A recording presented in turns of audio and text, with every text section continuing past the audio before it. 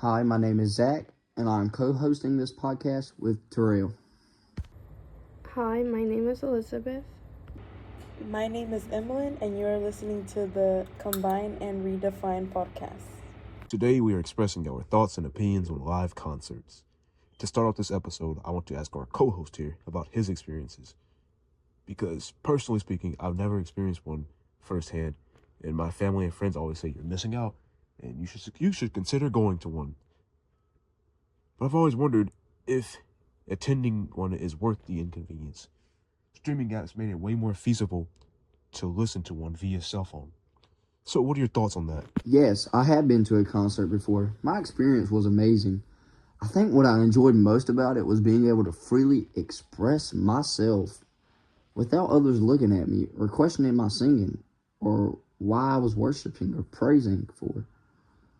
Something else I also enjoyed was the feeling of being part of people who were chasing after the same God I am and the same goal. I feel like that was an amazing thing and something that was very different and just amazing while I was at a concert. There is just something special to me about worshiping the Lord in an open place rather than listening to it personally on my phone or computer. Yeah, and I want to add on to what Zach is saying about the feeling of being at a concert and being able to better connect with the music. I think that streaming is nowhere near as exciting as physically attending a concert where a performance is happening. You know, that doesn't sound too bad, Zach. Maybe I could join you sometime, if you don't mind, of course. I do believe that people perceive you differently based on your taste in music. I never thought of concerts this way. I just assumed they were some type of scam. I haven't went to a concert yet, but I do find the marketing psychology behind concerts to be interesting, since marketers are usually really quick to prey on people's emotions, and concerts are such an easy way to make consumers fall for them and overcharge for concert tickets. Thanks for the heads up, you two. This brings me into asking the following question. Is going to concerts always worth it? Social media platforms already provide me with the ability to see exactly what occurred at any time. I believe going to concerts can be very exciting. I always have enjoyed it and fun, but make sure you always stay safe because really there's some crazy people out there and you never know what could happen if you take one too many drinks or smoke, or you never know, so you got to make sure you know who you're hanging out with and who you're around because they could lead you into some bad trouble. Be responsible, stay out of trouble. And Emmeline, I wonder, what do you think about this topic? Personally, I have been to a concert with overpriced tickets. They can be super frustrating, and it's like you want to enjoy the music and the experience, but sometimes the price makes it feel way out of reach. It's a bummer when the cost keeps people from going to shows they love. It would make sense not to be irresponsible at a concert. It applies everywhere you go in this world. So, Stephanie, could you share your own personal experiences with us while attending a concert? The previous concert that I've been to was the Aventura concert. It was a Spanish music concert. The crowd, it was full of energy, dancing and singing along with a really warm and festive vibe. I loved the environment because it showed a mixture of excitement, romance, and pure love for the music. What about you, Zach? Would you have gone to that concert? No, probably most likely wouldn't have gone to that concert because it was a Hispanic concert and I don't know much about Hispanic music.